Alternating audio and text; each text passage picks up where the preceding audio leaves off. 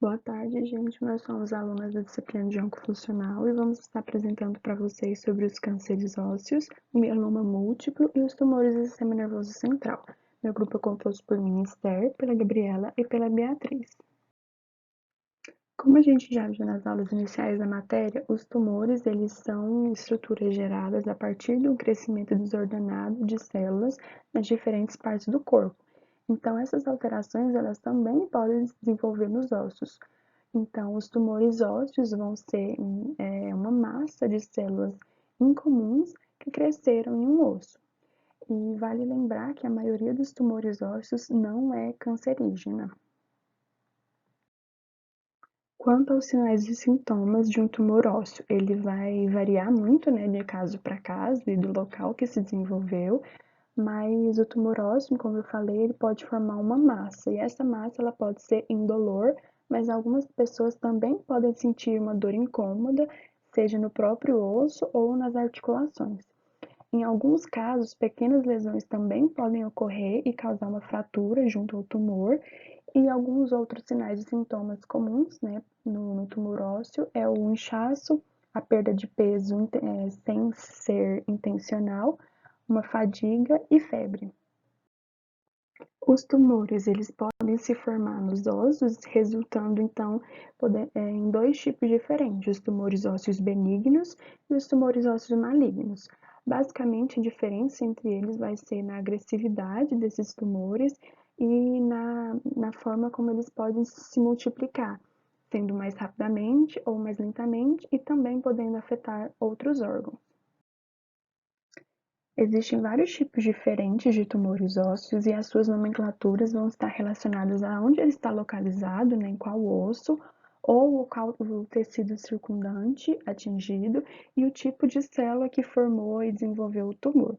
Eles podem ser divididos basicamente em primários e metastáticos. Os tumores ósseos primários, eles são originalmente desenvolvidos no osso, eles podem ser cancerosos ou não, e ele é mais comum em crianças e adolescentes. Na maioria dos casos, ele não é cancerígeno. Os tumores ósseos metastáticos são cânceres que se disseminaram, gerando então as metástase para os ossos e a partir de outras regiões no corpo, como por exemplo a mama ou a glândula prostática. Então, os tumores secundários, eles vão surgir a partir de um processo conhecido como metástase óssea, que é quando um câncer é formado em outro órgão e se dissemina pelos ossos. Os tumores ósseos metastáticos, eles são sempre cancerosos e ele é mais comum em adultos. Sobre a metástase de carcinoma, os tumores ósseos metastáticos, eles são cânceres, né, que vão se espalhar para os ossos, saindo de seu local originário, que é também conhecido como local primário, em outra parte do corpo. Um exemplo muito comum encontrado é o câncer de mama. As metástases de carcinoma representam a neoplasia mais frequente no tecido ósseo, acometendo principalmente o esqueleto axial, então o crânio, costela, coluna vertebral e a pelve, e parte proximal dos membros, então o húmero e o fêmur, e ele raramente vai acometer além do cotovelo ou do joelho. Os principais sítios primários das metástases ósseas são a mama, o pulmão, a próstata, tireoide e o rim.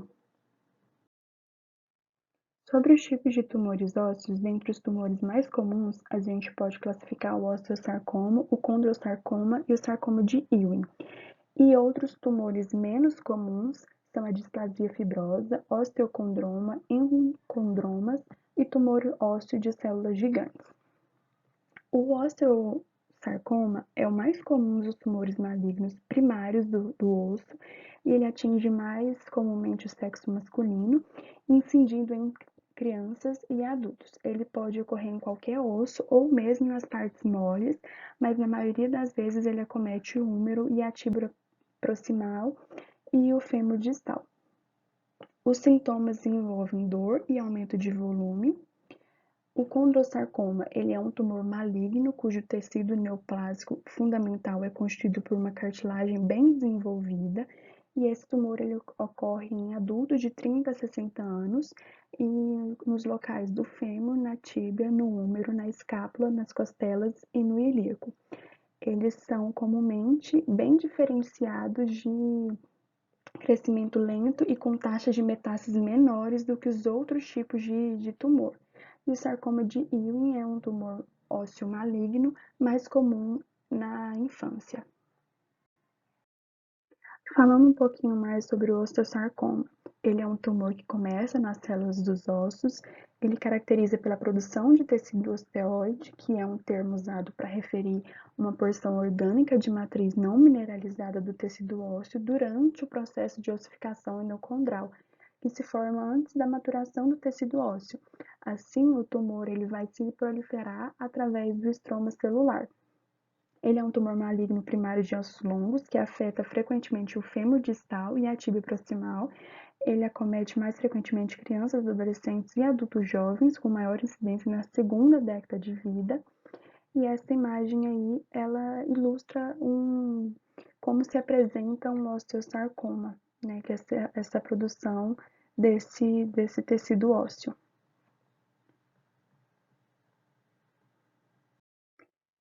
Sobre o diagnóstico do osteosarcoma, ele pode ser realizado através de radiografia comum, né, do local acometido, ressonância nuclear magnética do membro acometido, a tomografia computadorizada e deve-se dar ênfase na tomografia de tórax para identificar a possibilidade de metástases e a biópsia local, que vai ser realizada através de cirurgia ou punção por agulha, e depois vai levar para análise esse material para fazer o diagnóstico do mesmo. Sobre os dados epidemiológicos do osteosarcoma, ele acomete principalmente os ossos longos em região de metáfise, que é a região a zona de crescimento de um osso, né, situada entre a epífise e a diáfise. A neoplasia óssea mais prevalente na população infanto-juvenil, então naquela idade entre 0 a 19 anos, e ele corresponde de 3 a 5% de todas as neoplasias nessa faixa etária. Ele apresenta pico de incidência entre os 10 e 19 anos de vida, e ele é mais frequente no sexo masculino. E a gente encontrou um artigo, um estudo feito no Serviço de Oncologia Pediátrica da Santa Casa de Misericórdia de São Paulo, que foi diagnosticado 60 casos de osteosarcoma e teve uma porcentagem de 61,7% para o sexo masculino, enquanto as meninas tiveram 38,3% de diagnóstico entre elas. E a razão entre sexos foi de 1 para 1,6. O tratamento do osteosarcoma tem dois pilares principais. Um deles é a quimioterapia multimodal sistêmica neoadjuvante, que consiste na utilização de drogas que inclui o metotrexato em altas doses, e ela vai ter como objetivo diminuir o volume tumoral, a erradicação de metástases subclínicas e o tratamento de doenças metatáticas. O outro pilar do tratamento é o tratamento local, que é através da abordagem cirúrgica e tem como objetivo principal fazer a ressecção completa do tumor com margens cirúrgicas seguras e depende da sua escolha, né, vai depender da localização do tumor, se existe a presença de metástases e o comprometimento neurovascular. Na maioria dos casos, não existe um fator predisponente, então não existe uma prevenção adequada, mas em algumas situações há uma chance maior de desenvolvimento do osteosarcoma na presença de uma síndrome genética, principalmente a síndrome de Li-Fraumeni, que é o segundo câncer mais comum dentro dessa população, e também em casos de retinoblastoma bilateral, pela associação com as anomalias do gene RB1. Um outro tipo de tumor ósseo primário é o condrosarcoma. Eles são neoplasias malignas que podem ser originários da cartilagem, osso endocondral ou tecido mesenquimal associado com a base do crânio e meninges. O condrosarcoma, então, é um tumor maligno primário do osso e ele vai ser originado das células cartilaginosas, ou seja, vai inexistir a formação de osteoide a partir das células neoplásicas. como o osteosarcoma. Então, essa é basicamente a diferença do tipo de desenvolvimento do condrosarcoma com o osteosarcoma. Ele usualmente apresenta evolução clínica lenta, sendo com os processos metastáticos em comum, e quando existe casos assim, ele acontece de forma tardiamente. Quanto à localização óssea, ele pode ser central ou periférico, e quanto à sua origem, ele pode ser primário ou secundário. As regiões mais afetadas são sincondrose occipital, junção esfenoetimoidal e junção vômer-esfenoetimoidal. A cavidade nasal, a maxila e a mandíbula podem estar envolvidas. Para o diagnóstico desse tipo de tumor, as radiografias elas podem ser feitas, são usadas radiografias panorâmicas, mas elas apresentam limitações na avaliação do condrosarcoma de cabeça e pescoço por causa da sobreposição de estruturas ósseas. A tomografia computadorizada ela oferece significativa melhora na determinação de modificações morfológicas resultantes de doenças benignas ou malignas da cavidade oral, e junto isso também tem a alta qualidade de imagem, com resolução anatômicas excelentes e a redução dos artefatos. Então, ela pode ser indicada para o diagnóstico. Ela proporciona também a visualização das calcificações tumorais, do envolvimento das corticais ósseas e tecidos moles e da extensão medular, apresentando grande importância, né, no diagnóstico e no planejamento do tratamento, por mostrar claramente a extensão e a profundidade da lesão. Então, tanto a tomografia quanto a ressonância podem ser indicadas para o diagnóstico. A respeito da epidemiologia, ele acomete principalmente os pacientes depois da terceira década da vida, com incidência máxima na quarta a sexta década de vida. Ele tem preferência por ossos da cintura pélvica e escapular e dos ossos longos, particularmente o fêmur e o húmero. Os condrosarcomas eles são neoplasias malignas que possuem uma prevalência de 5 a 12% na região da cabeça e do pescoço. O tratamento clínico é essencialmente cirúrgico e tem como objetivo principal a ressecção em bloco do tumor com margens cirúrgicas livres, sendo ela preservadora ou ablativa, né, para fazer a extração. A radioterapia atualmente é raramente indicada, assim o princípio básico do tratamento é realmente a ressecção para evitar também a incidência do tumor. Um outro tipo de tumor ósseo é o sarcoma de Ewing. Ele é correspondente a uma neoplasia maligna osteolítica de alto grau. Ele é o terceiro tumor maligno primário do osso em frequência, atrás apenas do mieloma múltiplo, que a gente também vai falar mais para frente, e do osteosarcoma. É uma neoplasia óssea de comportamento biológico bastante agressivo, que ocorre nos ossos ou ao redor deles, e acomete com maior frequência a pelve, fêmur, tíbia, húmero e parede torácica, mas ele pode acometer qualquer osso. A doença óssea ela vai ocorrer com maior frequência nas extremidades inferiores, na pelve, na parede torácica, e na extremidade superior, a coluna, a mão e o crânio.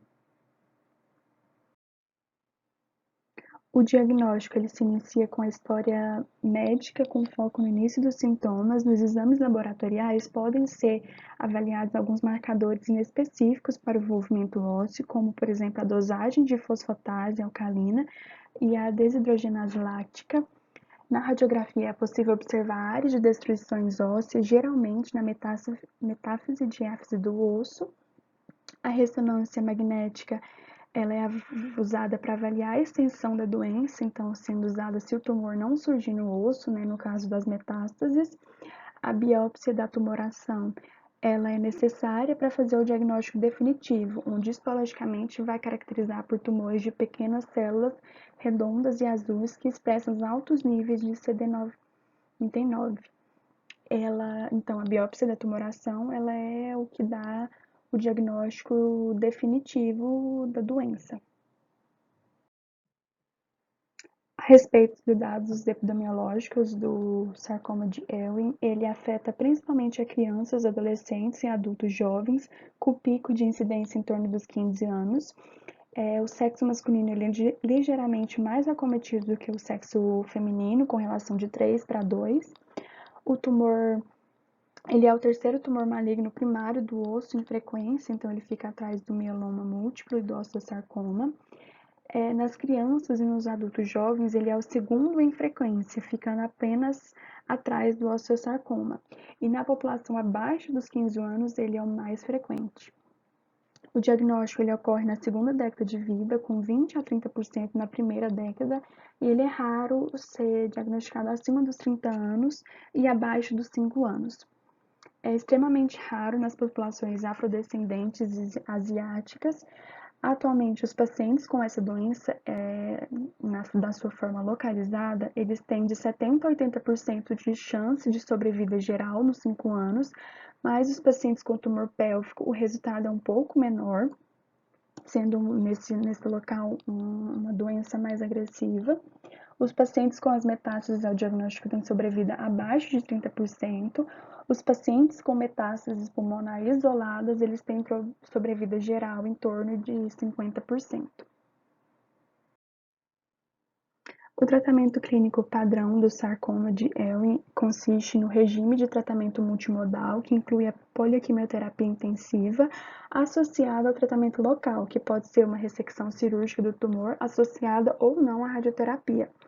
O tratamento desse tipo de tumor, ele pode trazer efeitos adversos que vão comprometer a qualidade de vida do paciente, e é muito importante o segmento em longo prazo para orientação e detecção de anormalidades que são passíveis de intervenção.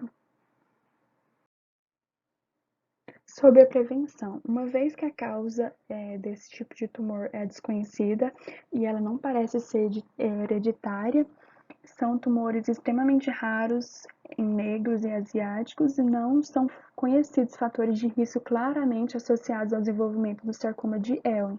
Então, não se tem associação nem com o estilo de vida, nem com o ambiente. Então, por causa disso, o sarcoma de Ewing ele não pode ser prevenido. Nesse caso, o diagnóstico precoce é fundamental para se ter um melhor prognóstico e uma melhor chance de sobrevida. E sendo isso, então, o diagnóstico precoce o principal pilar da prevenção.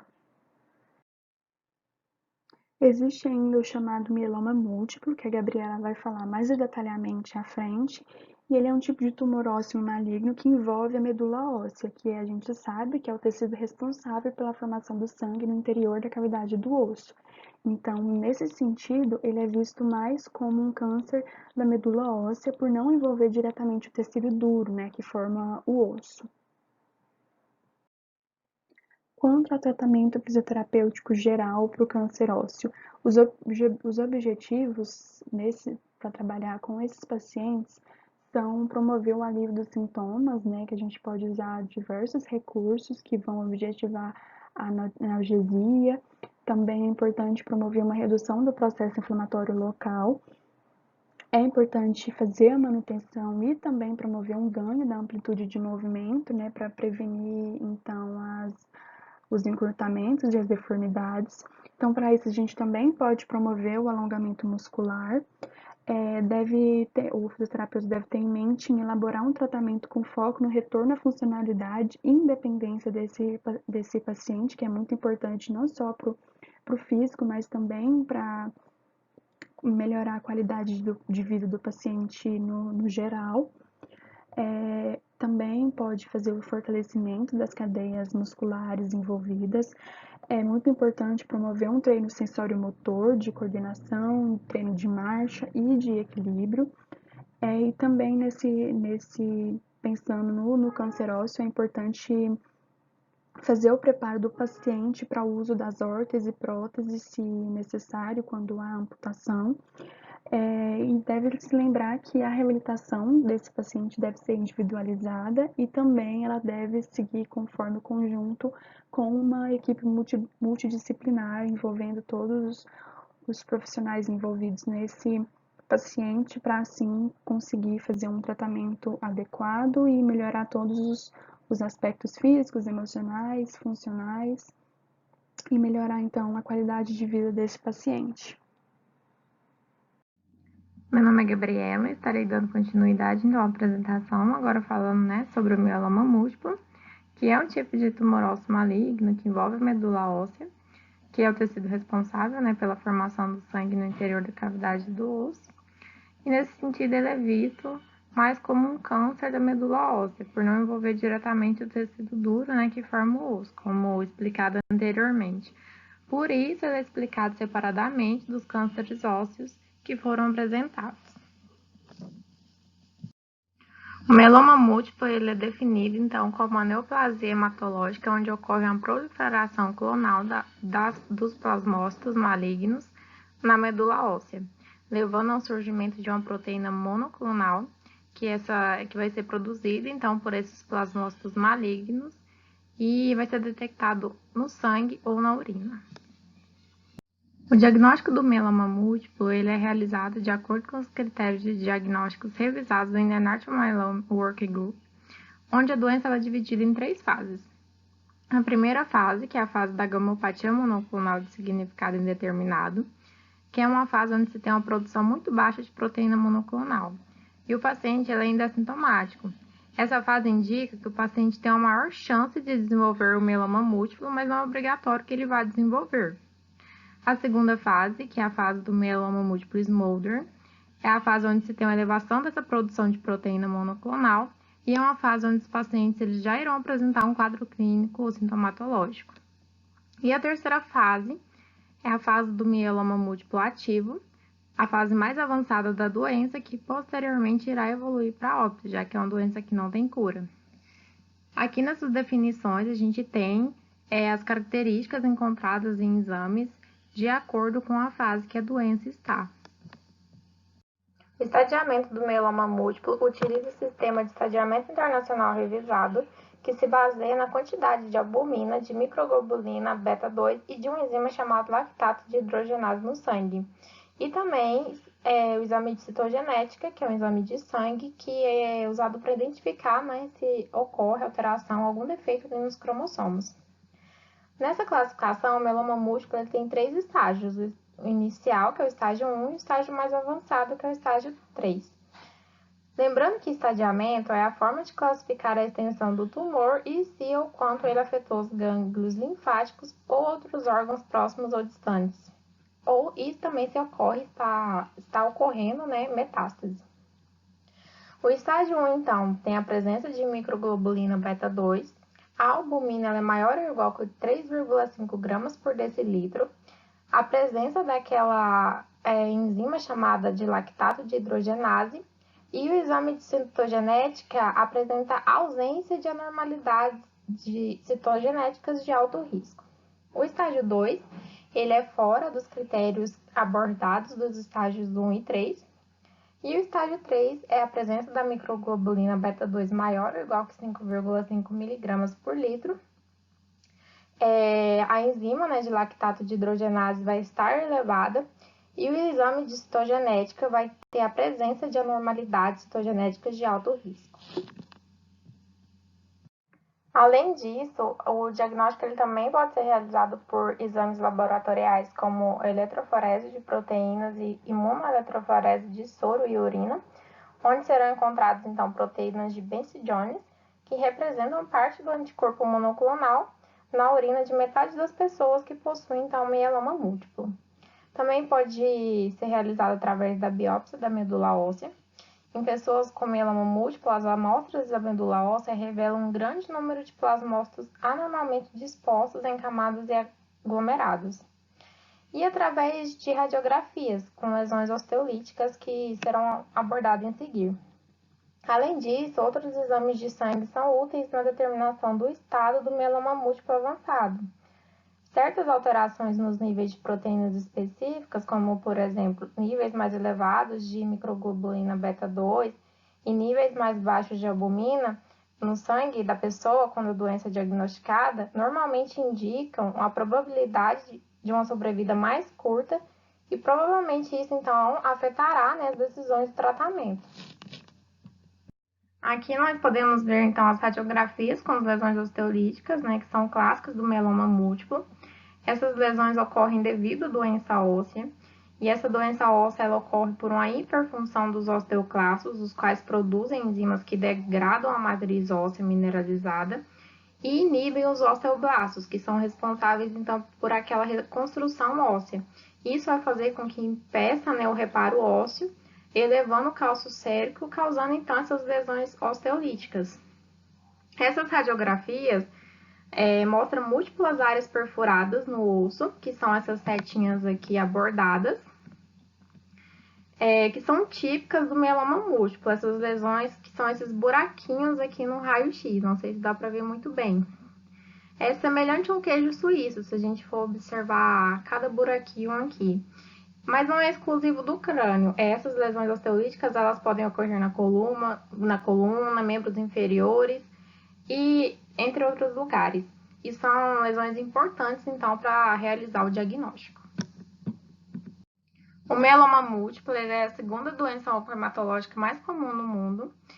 Em 90% dos casos ocorre após os 50 anos de idade e a mediana de idade sendo 69 anos, e é 2,2 vezes mais frequente em negros e há um discreto predomínio em homens. Não há dados oficiais sobre a incidência e prevalência do mieloma múltiplo no Brasil. Nos Estados Unidos, a prevalência era de 124.733 casos em 2015. E são estimados 30.770 casos novos, ou seja, 6,6 a cada 100 mil habitantes, e 12.770 óbitos, representando 3,3 em cada 100 mil habitantes. Falando um pouco então dos efeitos do mieloma múltiplo, a gente tem a anemia, que ocorre devido à diminuição da produção de glóbulos vermelhos, que também vai causar fadiga, fraqueza, palidez e pode levar a problemas cardíacos. Essa diminuição da produção de plaquetas compromete a capacidade de coagulação do sangue e resulta em facilidade na formação de hematomas ou ocorrência de sangramentos. Podem ocorrer fraturas se os tumores de plasmócitos causarem perda de densidade óssea, osteopenia, osteoporose e enfraquecimento dos ossos. Além disso, tem-se a disfunção renal nesses pacientes, porque ocorre um dano tubular pelo acúmulo de cilindros de cadeias leves precipitadas.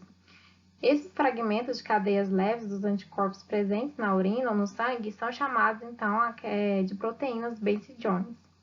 E também ocorre o depósito de amiloides no rim, além do aumento de cálcio sérico e do ácido úrico. Além disso, a gente tem o comprometimento da imunidade, porque tem a inibição da produção normal de anticorpos, caracterizando a hipogamaglobulinemia, porque vai ter a produção somente de uma gama de imunoglobulina, e não de todas que o nosso organismo necessita. Além disso, também tem a inibição dos linfócitos T, que pode causar uma leucopenia, e isso vai proporcionar um risco maior aos pacientes de infecção por bactérias encapsuladas, que é uma importante causa de mortalidade no mieloma múltiplo. O tratamento clínico ele ocorre através de quimioterapia e fármacos, como corticosteroides, que são combinados com um agente imunomodulador, os anticorpos monoclonais, que são comumente também combinados com esteroides e um agente imunomodulador, o transplante de células-tronco, que ocorre em pessoas que apresentam uma boa saúde basal e nas quais o mieloma respondeu a diversos ciclos de tratamento medicamentoso. Em geral, esse procedimento é reservado a pessoas com menos de 70 anos de idade. No entanto, muitas das combinações de medicamentos mais recentes são altamente eficazes, de modo que o transplante de células-tronco está sendo utilizado com muito menos frequência. A radioterapia, para tratar a dor óssea, e essa radioterapia, então, ela vai ser direcionada aos ossos afetados e pode ajudar, a aliviar a dor óssea, que ela é muito intensa. Mas a radioterapia também pode prevenir o desenvolvimento de fraturas. Por outro lado, ela pode prejudicar o funcionamento da medula óssea, o que pode afetar a capacidade do paciente de ser tratado com fármacos contra o mieloma. E, por fim, transfusão de glóbulos vermelhos para aqueles pacientes que apresentarem anemia grave, que, como eu falei anteriormente nos efeitos do mieloma múltiplo, a anemia é muito recorrente nesses pacientes. O tratamento ele pode ser ambulatorial, com incentivo à realização de um programa que vise funcionalidade e retorno gradativo às atividades de vida diária, com ênfase em exercícios aeróbicos, caminhadas, bicicleta ergométrica, sempre com atenção às condições clínicas e individuais de cada paciente. O tratamento também consiste em treinamento funcional, educação do paciente e seus familiares, né, em relação às suas atividades de vida diária. Em relação à CIF, de maneira geral, dos cânceres ósseos, a nível de estrutura e função, o paciente com câncer ósseo ele possui uma dor óssea importante no membro acometido, sendo essa dor maior no repouso, apresenta edema local, fraqueza dos ossos que acarretam em fraturas, hipercalcemia, compressão medular, calcificações, lesões osteolíticas, fraqueza muscular, fadiga e podem apresentar paralisia e dormência por conta da compressão do tumor. A nível de atividade e participação, os pacientes oncológicos em geral eles apresentam limitações de determinadas atividades de vida diária. Os portadores de câncer ósseo apresentam dificuldades nas tarefas cotidianas, como subir escadas, caminhar por longas distâncias, ir ao supermercado, entre outras. E o tipo de acometimento do câncer e o estadiamento da doença serão os fatores determinantes na participação desse indivíduo nas atividades e no seu convívio social. Com a prevenção do mieloma múltiplo, não existem fatores de riscos conhecidos a serem evitados, já que seus fatores de risco são fatores que não podem ser controlados, como a idade, porque o risco de mieloma múltiplo aumenta com a idade. Menos de 1% dos casos são diagnosticados em pessoas com idade inferior a 35 anos, sendo a maioria das pessoas diagnosticadas com mieloma múltiplo possui idade maior que 65 anos. O gênero, porque os homens são ligeiramente mais propensos a desenvolver mieloma múltiplo do que as mulheres. Em relação à raça, porque o mieloma múltiplo é quase 2 vezes mais comum entre os negros que nos brancos, porém a razão para isso ainda é desconhecida. E o histórico familiar, porque o mieloma múltiplo parece ser uma doença hereditária. Finalizando o assunto, então, né, sobre todos aqueles cânceres ósseos, né, e o mieloma múltiplo, vamos iniciar agora, então, a falar sobre os tumores do sistema nervoso central. Os tumores do sistema nervoso central, eles podem ser divididos em tumores cerebrais primários, que são tumores que se iniciam no cérebro. Lembrando que é importante falar que eles podem começar em qualquer tipo do tecido ou célula no cérebro ou na medula espinhal. E também os tumores cerebrais metastáticos, são tumores que se iniciam em outros órgãos. Os tumores primários do sistema nervoso central correspondem ao grupo heterogêneo de condições neoplásicas que acometem em qualquer ponto anatômico, tanto medular como cerebral. O diagnóstico ele é realizado através de tomografia computadorizada, ressonância magnética, marcadores genéticos moleculares e através da biópsia. Os sinais e sintomas dos tumores do sistema nervoso central eles variam de acordo com a localização. E dentre esses sinais e sintomas, então, a gente tem convulsões, dor de cabeça, visão turva, sonolência, problemas de equilíbrio, vômitos, náuseas, alterações na personalidade ou comportamento. A Organização Mundial da Saúde ela propõe uma classificação para esses tumores, de grau 1 até grau 4, que é realizada a partir da histologia e do padrão arquitetural das lesões primárias, sendo da seguinte forma. No grau 1 vai ter as lesões não infiltrativas com pequeno potencial de proliferação, sem atipias nucleares ou necrose. O grau 2, que terá lesões não infiltrativas com atipias nucleares, pouco índice mitótico sem causar necrose ou proliferação endotelial. O grau 3, que são as lesões infiltrativas com alto índice mitótico e atipias nucleares. E o grau 4, que são as lesões infiltrativas com 3 ou 4 critérios presentes. Dentre os tumores primários do sistema nervoso central, a gente tem os gliomas, os astrocitomas, oligodendroglimas, meningiomas e ependinomas. Além disso, a gente tem os meduloblastoma, suanomas, cordomas, craniofaringiomas e os tumores pituitários. Falando um pouquinho, então, desses que eu abordei e como eles desenvolvem, os oligodendroglimas, eles se desenvolvem a partir de células da glia, que são denominadas oligodendrócitos. Os ependinomas, eles se desenvolvem a partir de células ependimárias e do quarto ventrículo. O meduloblastoma desenvolve-se a partir da célula da medula de crescimento rápido. Os suanomas, que se formam a partir das células de Schwann. Craniofaringiomas, que são tumores que se desenvolvem na base do cérebro, logo acima da hipófise. Cordomas, que são raros e de caráter maligno, derivados de restos embrionários do notocorda, e os tumores pituitários, que se desenvolvem nas glândulas pituitárias. Os tumores do sistema nervoso central são considerados a segunda principal causa de mortalidade em relação às doenças neurológicas, sendo superados apenas pelos acidentes vasculares cerebrais. Eles correspondem de 2 a 2,5% das neoplasias em adultos, porém recebem muita atenção por causarem consequências incapacitantes e elevado número também de mortalidade. A sobrevida em 5 anos dos indivíduos acometidos por essas neoplasias é a terceira mais baixa dentre todos os tumores, sendo superada somente pelas neoplasias de pulmão e pâncreas. Bom, eu sou a Beatriz, vou dar continuidade acerca dos tumores do sistema nervoso central. Como a Gabriela já havia mencionado, esses tumores eles estão divididos em tumores primários e tumores secundários. Bom, dentre os tumores primários malignos mais recorrentes do sistema nervoso central estão os gliomas, que é um tipo específico de câncer que acontece no cérebro e na medula, causado pelas células da glia, que compõem o tecido nervoso e auxiliam o neurônio a exercer as suas funções. São originários, então, das células gliais e eles podem ser classificados de acordo com as células causadoras, como, por exemplo, os astrócitos causam os tumores astrocitomas, os oligodendrócitos, os oligodendrogliomas e assim por diante. Então, os gliomas, eles são tumores que demonstram evidências histológicas, imunohistoquímica e também ultraestruturas de dissociação glial. Em geral, o diagnóstico ele é feito do mesmo modo de que nos outros tumores cerebrais, ou seja, ressonância magnética seguida de uma biópsia. Na ressonância magnética ponderada em T2, é possível observar um sinal branco que pode indicar tanto massa cerebral ou um edema cerebral. Já na biópsia é possível realizar a análise histopatológica dessas células tumorais. Quanto à epidemiologia, os gliomas eles representam os tumores mais comuns em adultos, especialmente a partir dos 45 a 50 anos.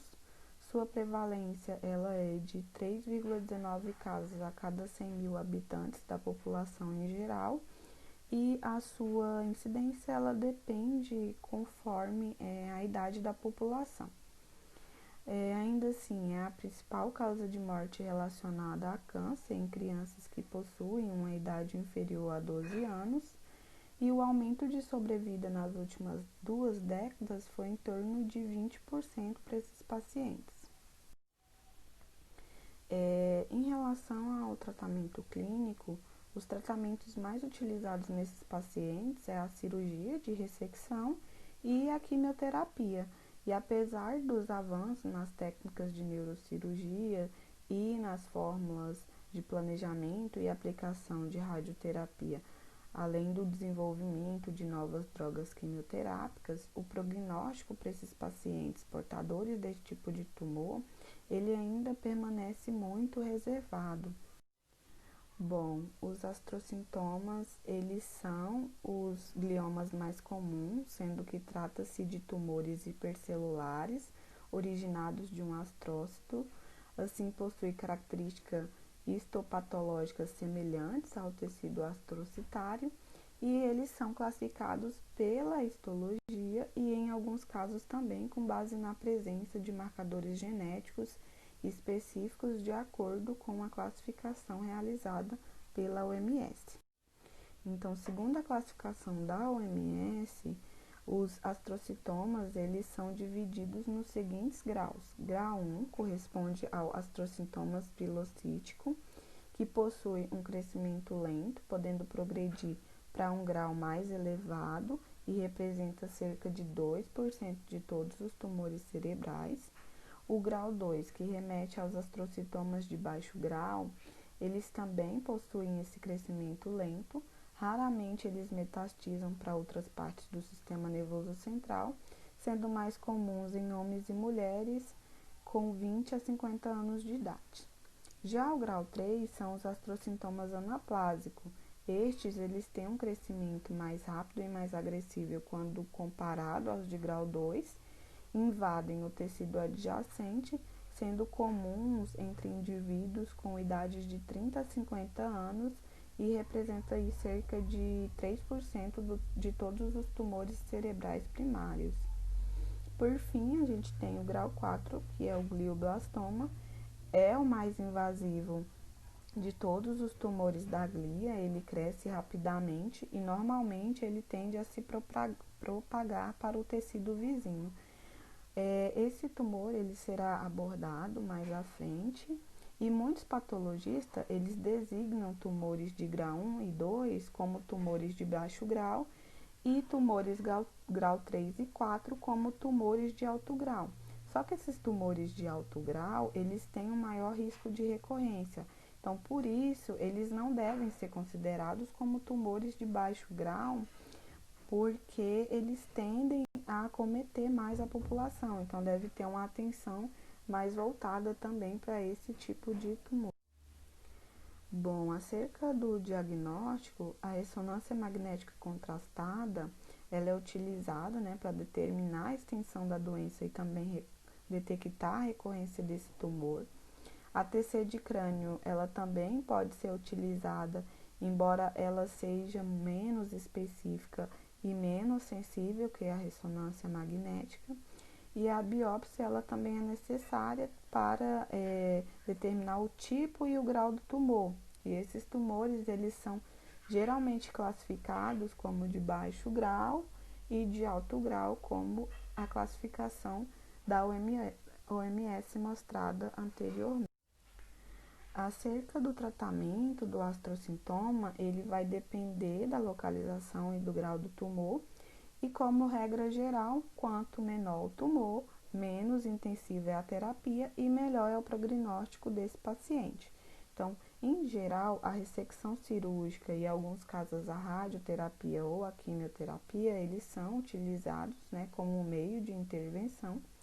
Já nos tumores de baixo grau, a ressecção cirúrgica é o tratamento primário e a ressecção total é o objetivo dessa cirurgia.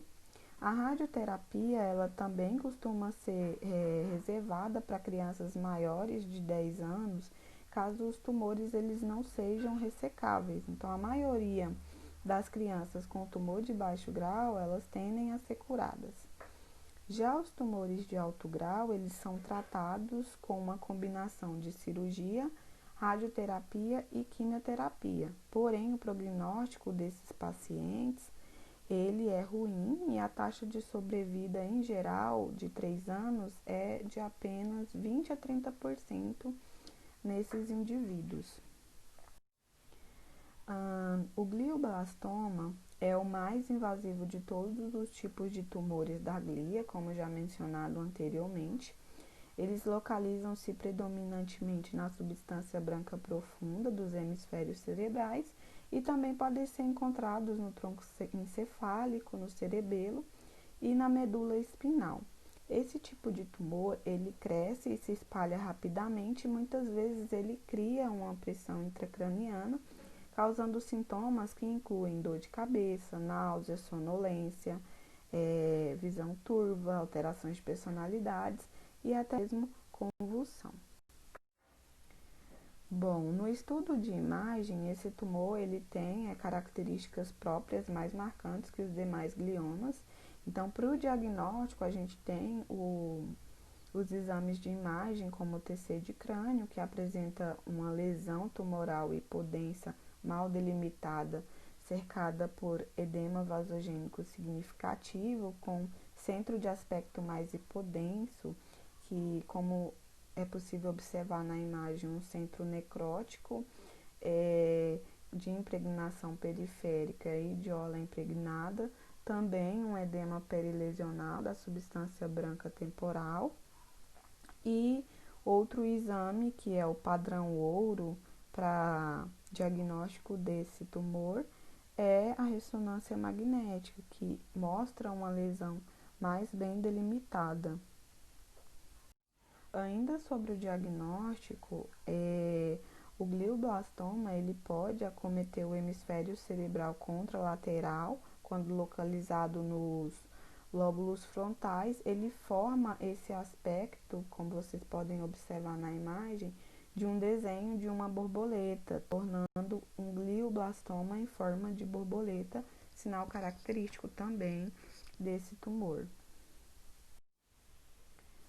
Bom, na epidemiologia, o glioblastoma multiforme ele é responsável por 21% dos tumores primários em adultos, tendo como fator de risco pacientes que tenham idade por volta dos 55 aos 85 anos, já que esses tumores são muito raros antes dos 40 anos de idade.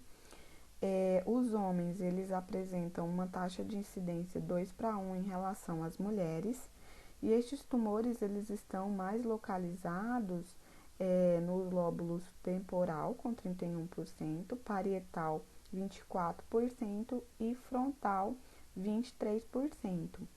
A sobrevida desses pacientes, ela é de 15 a 18 meses, então trata-se de um prognóstico ruim.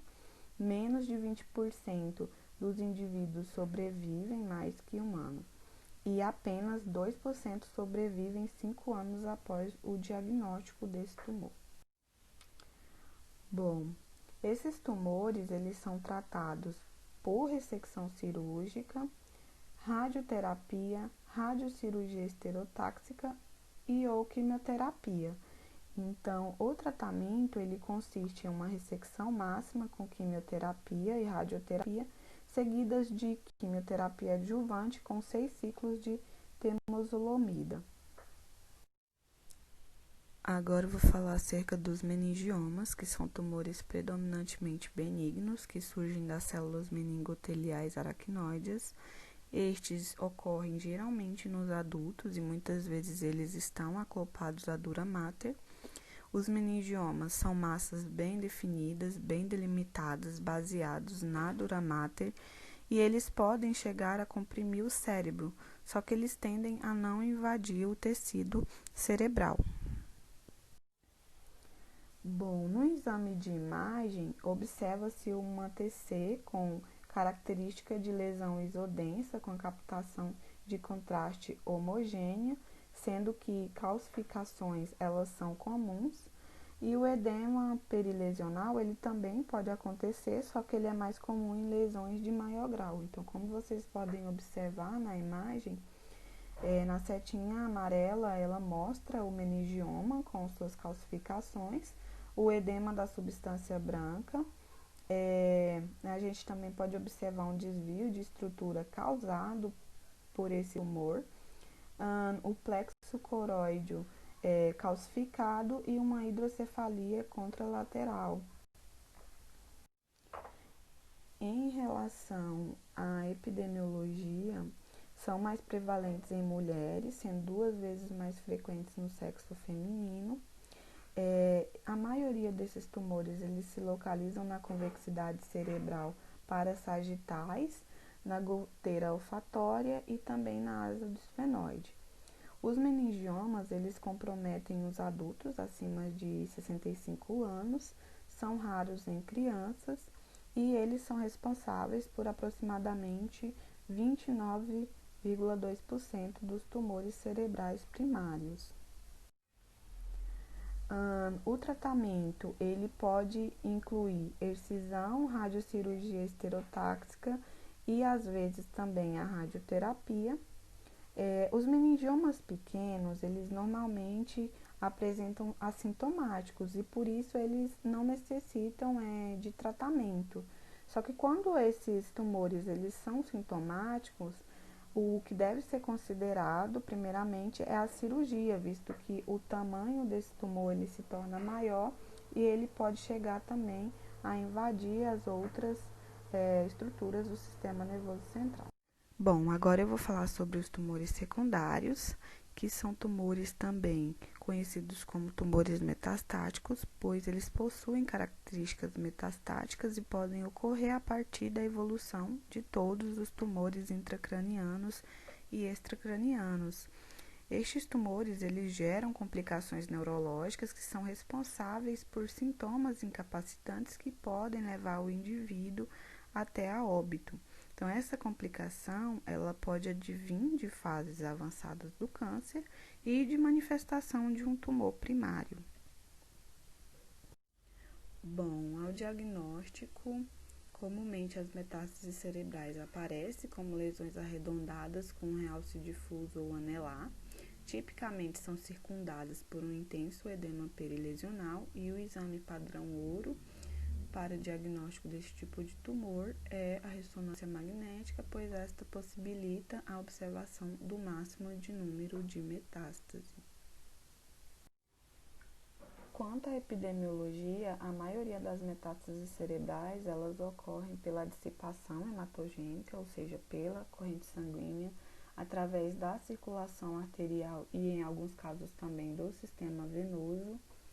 Geralmente, cerca de 80% das metástases cerebrais, elas localizam-se nos hemisférios cerebrais, seguidos de 15% no cerebelo e 5% no tronco cerebral, sendo os mais comuns aqueles tumores originados de pulmão, de mama e também o melanoma. Embora 10% dessas metástases cerebrais elas tenham essa origem primária desconhecida. Bom, acerca do tratamento clínico, o tratamento das metástases cerebrais, eles compreendem duas etapas fundamentais, que é o tratamento sintomático e o tratamento específico.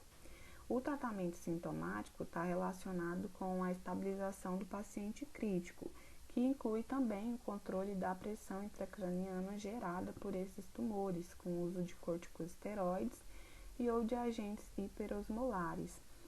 Já o tratamento específico, ele é voltado para eventuais crises epiléticas, para os distúrbios metabólicos e infecciosos e também para os estados de hipercoagulabilidade que podem também acompanhar alguns tipos de câncer. O tratamento, então, ele é direcionado então, para cada paciente de acordo com o subtipo tumoral e também de acordo com os medicamentos que esse paciente usa e opções quimioterápicas para o estado clínico desse indivíduo. Acerca do tratamento fisioterapêutico para todos os tumores do sistema nervoso central, os pacientes que são tratados precocemente, eles têm uma boa recuperação e apesar da literatura ela trazer estudos realizados mais em tumores cerebrais primários, em ambos os tumores, a reabilitação ainda iniciada no período de internação, ela apresenta bons resultados e o tratamento fisioterapêutico em si, ele consiste em corrigir alterações posturais, na manutenção e no ganho de ADM, no ganho de força muscular, na promoção de exercícios ativos livres e funcionais buscando a funcionalidade desse paciente, melhora da resistência muscular, prevenção de complicações respiratórias. Temos também a hidrocinesioloterapia, atividades com a bola terapêutica e a adequação de órtese. Além disso, a reabilitação ela também tem um grande benefício em relação à fadiga apresentada por grande parte desses pacientes. Então, a gente pode observar que o tratamento fisioterapêutico ele é voltado para restabelecer a qualidade de vida desses pacientes. A respeito da CIF, a Classificação Internacional da Funcionalidade, a nível de estrutura e função, esses pacientes apresentam alterações posturais, fraquezas musculares, alteração no equilíbrio, em coordenação, cefaleias, complicações respiratórias, déficits focais, alterações na fala, na capacidade intelectual, alterações também de comportamento e humor, síndromes paraneoplásicas, vertigem, diplopia, dormência, formigamento, diminuição das sensações superficiais, redução do estado de alerta e também paralisia de membros. Quanto ao nível de atividade e participação, esse paciente ele apresenta dificuldade na locomoção, nas transferências posturais, na manutenção postural, para se comunicar e se interagir com o meio. E essas dificuldades, elas estão relacionadas com os graus de acometimento que cada tumor apresenta. Então, esses indivíduos, eles têm déficits neurológicos que são importantes e que vão implicar nas atividades e na participação na vida diária desse paciente. Então, dependendo do tipo de tumor, do local de acometimento, cada comprometimento, ele pode ser diferente em vista da localização e das estruturas que são acometidas. Em relação à prevenção, não existem medidas definidas para prevenção específica dos tumores do sistema nervoso central. A prevenção do câncer, ela engloba ações que estão voltadas para reduzir o risco de se ter essa doença. Então, a prevenção primária, ela visa impedir que o câncer se desenvolva. Então, isso inclui evitar a exposição aos fatores de risco do câncer e adotar também um modo de vida saudável. Quanto à prevenção secundária, ela tem um objetivo de detectar e tratar as doenças pré-malignas ou os cânceres assintomáticos iniciais, visando que estes não progridam e afetem assim outras estruturas, piorando o prognóstico desse paciente e aumentando ainda mais o comprometimento dele. Bom, estas foram as referências utilizadas no trabalho. Bom, é isto. Obrigada pela atenção de todos.